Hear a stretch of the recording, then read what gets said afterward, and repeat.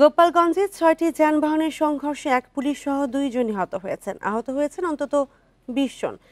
Bundle থাকলে প্রতি সেনমানিতে টাকা বাঁচবে। বিকাশ সেনমানি বান্ডেল কিনে জিতুন প্রতি লেনদেনে।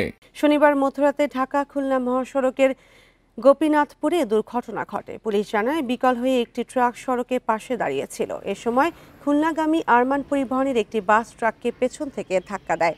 উদ্ধার কাজ চলার সময় আরও ৩টি বাস ও একটি প্রাইভেট কারের সংঘর্ষ হয়। এতে ঘটনাস্থলে আরমান পরিবহনের চালকের সহযোগী সেলিম হোসেন ও ভাটিয়াপাড়া হাইওয়ে পুলিশের টিএসআই শফিকুজ্জামান নিহত হন। এদিকে দুর্ঘটনার পর সড়কে বন্ধ হয়ে যায় যান চলাচল।